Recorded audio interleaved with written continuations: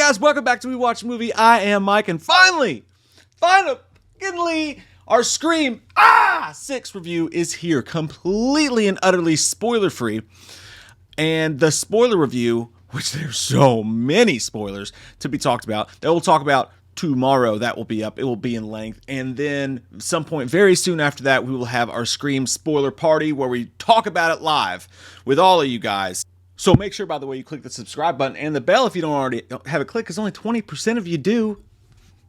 Sharon Stone, so that you guys are notified when those videos come up so that you can party with us and talk about Scream. I'm trying to contain my excitement so that I don't yell. I got out of the theater last night watching this. I've been so excited to get this video out and talk to you guys about this movie. It's been burning into my mortal coils. I don't know if that's a thing that people say, but that's how it feels. Could not wait to talk about this with you guys. I'm so excited. The movie's great. The movie's absolutely great, man. And it's great in a different way than I could have expected. And when you're this anticipatory for a movie, it's hard to go in there and watch it because you're like, you have so many things you've thought of. Oh, is it going to be this kind of Ghostface? Are we going to do this? And I'm watching it and I'm almost critiquing it going, oh, is this towards that thing I was talking about? Damn it, it's not. And it's a wild ride of emotions and feelings. And I'm definitely going to go see it again. But amidst all that, when I'm watching it, I go, oh, there's a few points where I go, man, I wish this would have gone this way. I wish this part would have zigged a little bit instead of zagged. There's a couple things that I would have done differently. Just like, I Love 5, but damn you for taking Dewey from us. Wrong kid died. Now, the score by Brian Tyler and Sven Faulkner did have some of those old school Marcus Beltrami vibes to it, though. There was a couple moments where it would kick in and I'd be like, oh, fuck yeah, there's that action. I haven't seen movie magic do this to me in such a long time. There's just something, I don't know how to explain it. There's something so fucking cinematic about this movie. And it's so loud and it's so sharp at every turn. And it feels so big and it feels so brazen and in your face. Like, it's just so good, man. And again, like, there's certain things that they do I would have done differently. But Ghostface himself, he is absolutely mean. He's mean as hell. And I can't go into, guys, whether or not some of my predictions were right or wrong about Ghostface, about the characters or whatnot, because that would go into spoiler territory, but I will get into all that stuff in the spoiler review tomorrow. But Ghostface is on screen. You still have a lot of pratfalls, to be honest with you. Like, there was some talk about, oh, this Ghostface is not going to trip. He doesn't as much as trip and shit as he does take his ass whoopings, though. He takes a few licks. And I love, dude, Roger Jackson may be the MVP of the movie. And nobody's going to talk about it because we got all this crazy stuff like Jenna Ortega, who ruled in this. Everybody was so good in the movie. I don't think there was a bad actor or character in the movie. Ghostface had some of the best one-liners I've seen Ghostface have in a while, and that's important. I think his one-liners were better than they've been in a few movies. And again, I got to go back and rewatch this, but some sick one-liners, man. And just the voice under the mask when it would talk just nailed it. And Roger Jackson felt like, I don't know if like I'm absolutely not saying that he wasn't like Jack to the tits on the previous couple movies, but he felt different this time. He felt a little bit more juiced up in this one. And the grunts underneath the mask when he would go to kill people just nailed it. Ghostface on screen and moving around felt like Ghostface from the first Scream. And yes, they weren't lying. This isn't one of those cases where you see people promoting a movie and they're like, oh, it's so gory and scary. No, it's gory. It's kind of like old school horror movie vibe gory. Like, I was shocked at some of the gore. Like, there's a couple shots where they just show it to you to show it to you. And I'm like, damn, radio silence.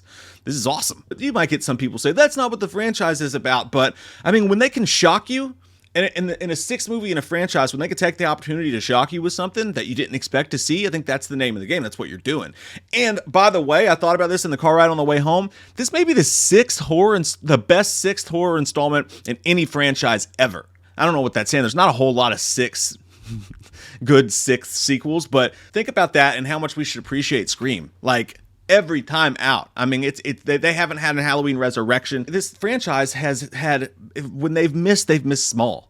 They've never missed huge, depending on how much you feel about Scream 3. I've learned to love it over the years for just being a strange little outlier in the series. But anyways, there's several shocking moments in the movie. The movie manages to surprise you a few times, which is, again, hard to do at this point in the franchise, especially for hardcore fans like you and me. From the opening, there are surprises to be had throughout the film. So the gore's there, and the gore's really done well, specifically with the meanness of the kills. Ghostface is really not a nice fucking guy in this one. He's doing some cruel shit. Yes, yes. Yes, yes. And that's what you want at this point. You really want a mean, hateful Ghostface, and that's what we've got here. Both through the way he speaks and the mean shit he says. Like, some Ghostface are like funny. This one's like hurtful. Like, he knows your past, and he's here to hurt you. This Ghostface hits deep. It's like Dewey said in 5. He's like, "Are you sure you're not the killer? Because that cut deep." That's how mean Ghostface is in this one. I absolutely love it. One of my favorite on-screen Ghostfaces of the entire franchise. You're gonna love it. It was awesome.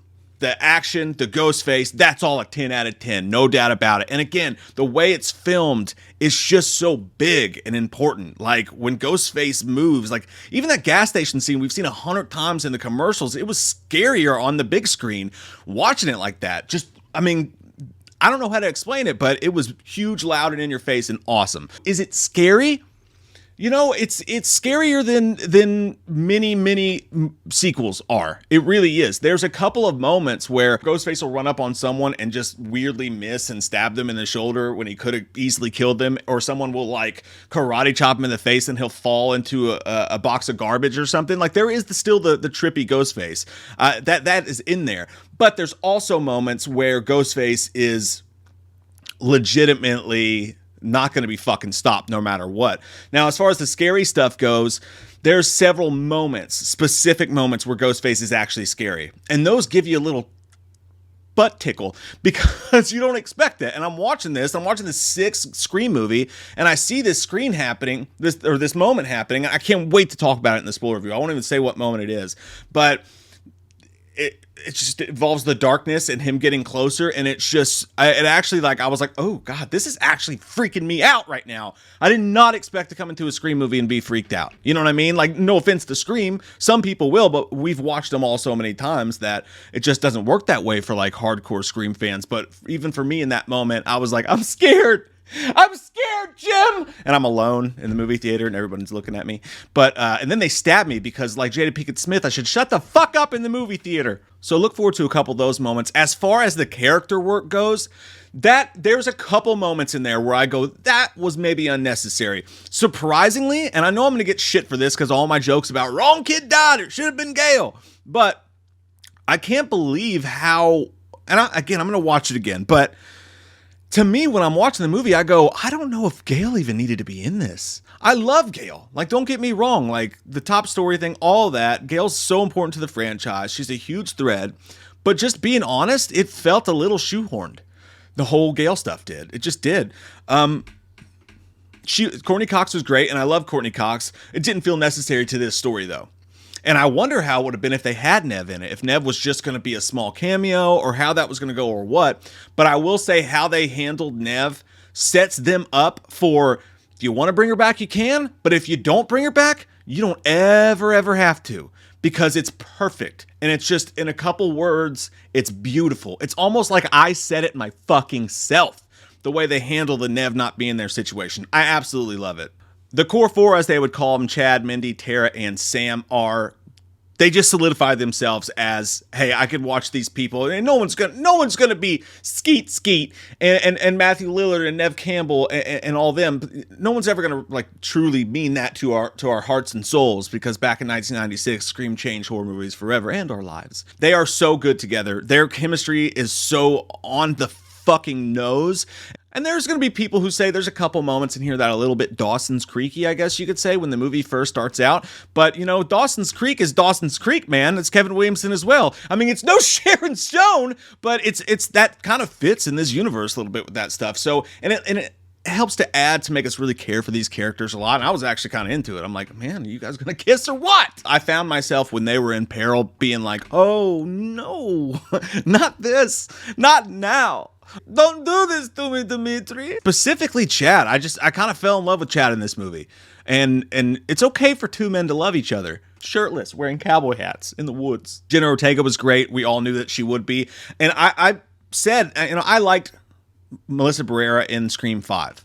I thought she was put in a kind of a hard situation with the movie being surrounded mainly around Jenna Ortega's character and a lot of other stuff going on, plus the legacy characters. And they're saying Melissa's tasked with being the new Sydney when you got all this other stuff going on. I said that I thought she was going to rock the shit out of this movie, and I feel like she did. I feel like she was better in this one than she was in the first one because she had more stuff to chew on. She had a more solidified path to walk down, and she's dealing with a lot. They really do hone in on the sister relationship, but on the outside of that, they hone in on the friends relationship. And sometimes it feels like you're watching Friends. My wife's been watching the shit out of that lately. Also, Courtney Cox. It's funny when you watch Friends because you can tell which Scream movie we're at by her hairstyle in the show.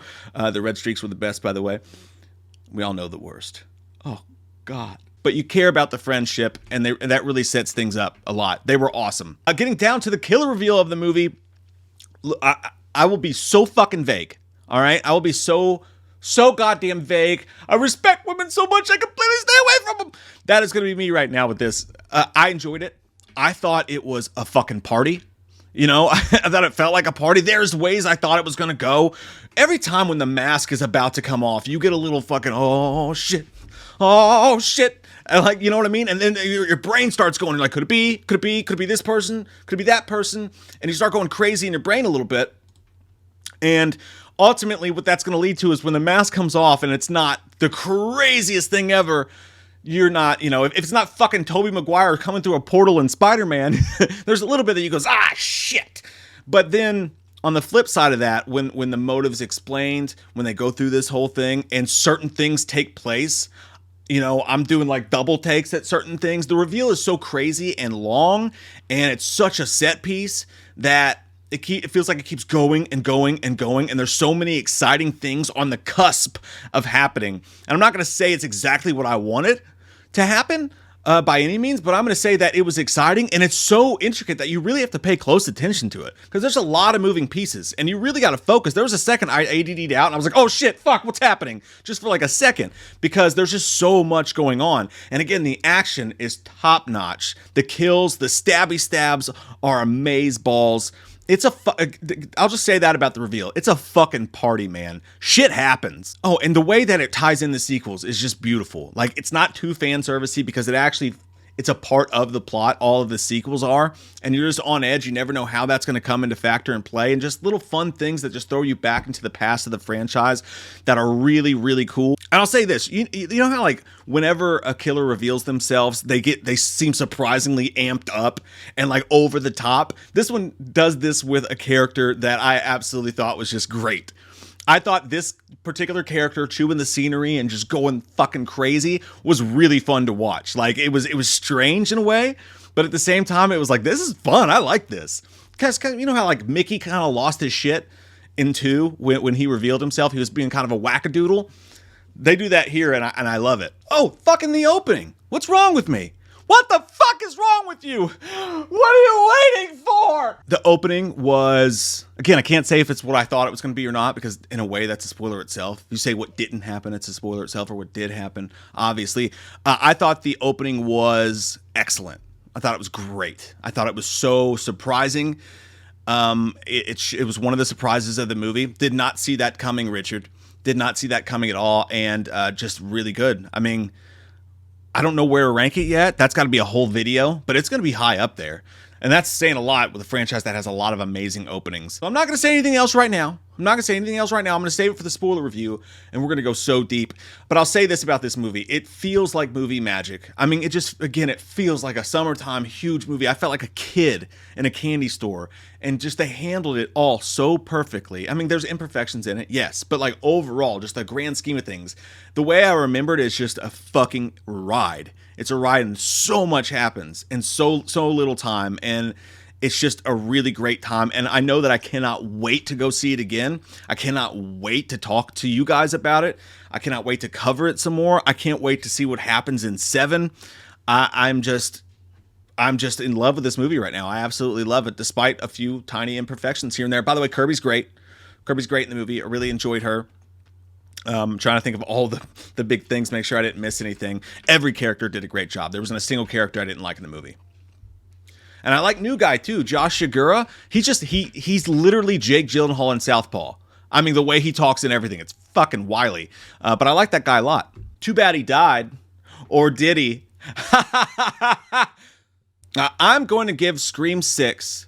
And another thing, I have no idea where to rank this right now. I just don't. I've thought about it. I'm like, I got to see it again. Maybe I'm just riding on too much of a high right now. I got to see it again because the world's just crazy in my head. I really don't know where to rank it right now. It's so different, and it just, god damn it, does it check all the fucking marks. And it does things in a bigger way than they've ever been done before. Look, it's no one's ever going to top Scream. It's not scarier than Scream. I saw somebody say that. It does have a couple scary moments in it, but it's its own entity, you know? It feels like Scream 2 on meth at times.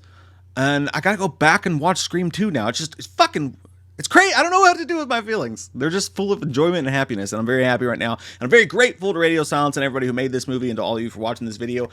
I'm going to stick with right now. I'm going to give Scream 6 a 9 out of 10. I thought it was fucking amazeballs, and you got to see it, man. And you got to see it on the big screen. I'm going to go back and watch it in 3D probably today. I'm so excited about it. I can't contain it. But yeah, until the spoiler review tomorrow, guys. I can't wait to talk to you in the comments, so please, no spoilers in the comments whatsoever. And if you do see your comment deleted, that's because it was even slightly spoilerish. So don't take offense to that. But please be here tomorrow. We will do the spoiler review together and the spoiler stream soon, so make sure you're subscribed. Get it up, baby! Get it up! Scream 6 fucking rules. It is Sharon Stone. You hit me with the phone, dick. You hit me with a good movie in part 6. God, this franchise is fucking awesome. Halloween never ends, suck my fucking dick, and I don't really care what Blumhouse fucking says. Put him in a box, or suck a fucking cock. You can say he's dead, but we all know he's not, yeah. So let's go trick-or-treating, let's go fucking drinking. Let's all go rent Pumpkinhead on VHS, cause Halloween never ends.